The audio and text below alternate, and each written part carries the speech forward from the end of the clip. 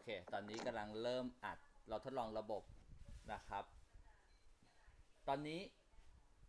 เห็นหน้าจออีกหน้าจอหนึ่งของครูไหมไม่เห็นใช่ไหมเห็นแต่หน้าครูถูกต้องไหมครับ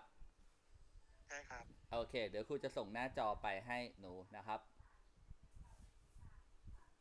โอเคตอนนี้เห็นหน้าจอของครูแล้วหรือยัง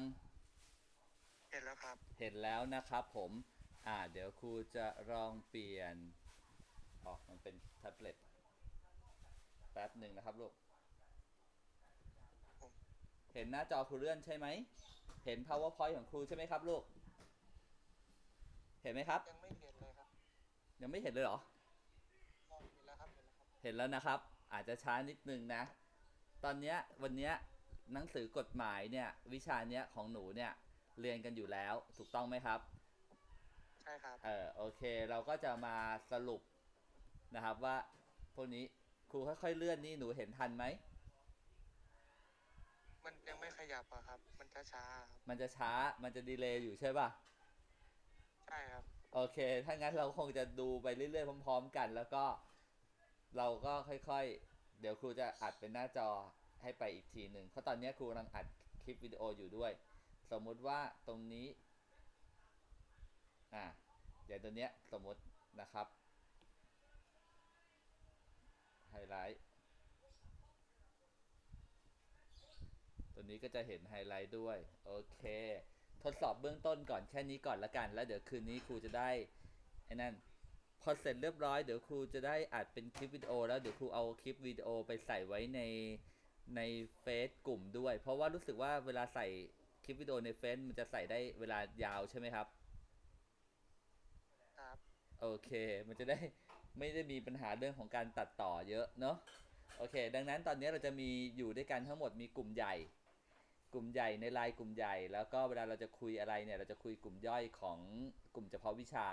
แล้วถ้าเกิดครูมีคลิปมีอะไรถ้าเกิดยาวๆครูก็จะใส่ไว้ในเฟซกลุ่มแล้วกันเนาะ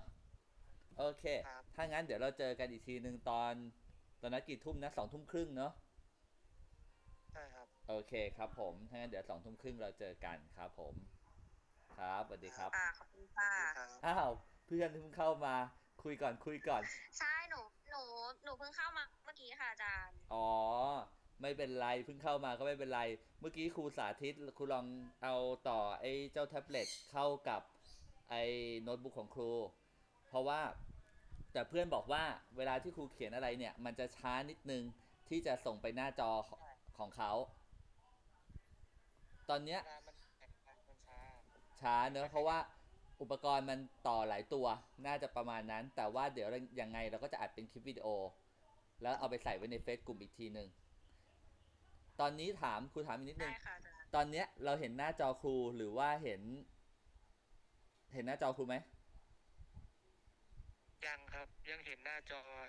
ของ PowerPoint อยู่ครับอ๋อโอเคถ้างั้นครูเปิดอย่างนี้ก็ดีสิเพราะว่าเห็นทั้งหน้าจอ powerpoint หนูเห็นหน้าจอ powerpoint แล้วก็